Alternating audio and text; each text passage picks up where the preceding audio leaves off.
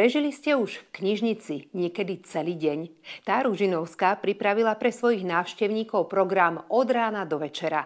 Minulý rok zorganizovala 0. ročník podujatia Deň s rodinou v knižnici ako skúšku, či svojich čitateľov dokáže zaujať aj inak ako kvalitnou literatúrou. Aj tento rok sa ukázalo, že dokáže. Výsledkom je tak prvý oficiálny ročník podujatia Deň s rodinou v knižnici, ktorý priniesol ešte bohatší program ako jeho predchodca. Určený bol pre celé rodiny bez výnimky. Do knižnice patria celé rodiny a každý ten rodinný člen si nájde u nás nejakú tú aktivitku. A tak sme sa snažili aj tento dnešný deň viesť od rána až teda do večera, lebo program ešte stále pokračuje. A teda keď prídu rodiny, aby si každý mohol nájsť nejaký ten svoj kútik v tomto priestore. Od besiedok cez divadielko, výtvarné dielničky, oddychovú zónu až po workshopy sa na nudu nikto, kto zavítal do ústrednej knižnice Ružinov, nemohol sťažovať. Navštívil som ho so synom aj s manželkou a bolo super.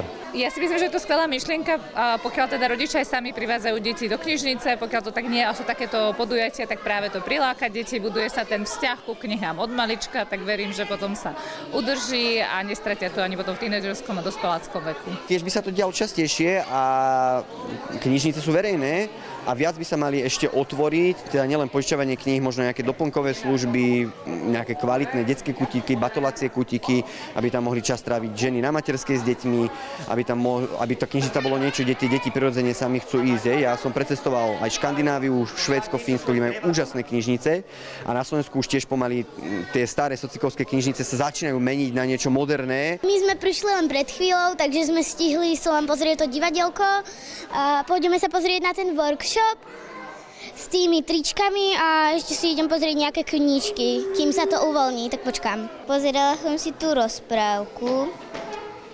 Aj som si robila srdiečko. Nie len, že sme si všimli, ale to, že my tú našu Ružinovskú knižnicu vedieme k tomu, aby keď k nám príde celá rodina, mali u nás každý nejaký priestor, tak na základe toho, že k nám chodili naozaj celé rodiny, nám kriesla myšlienka, že vlastne pripravme niečo také celodenné, aby to bolo zaujímavé. Samozrejme, aby sa dokázali tí obyvatelia, občania, návštevníci, čitatelia, ktorí už k nám aj chodia, aj oboznámiť s tým priestorom, lebo nie všetci sú naši navštevníci.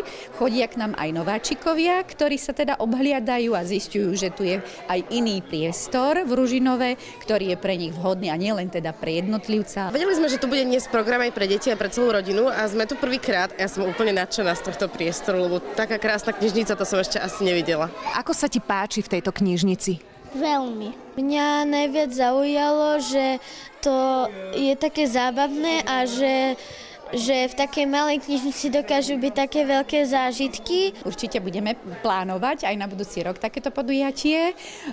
Samozrejme ho budeme určite nejakým spôsobom vylepšovať, tak aby sme možno prišli aj s nejakými novými nápadmi. Pre TVR Veronika Vasilková.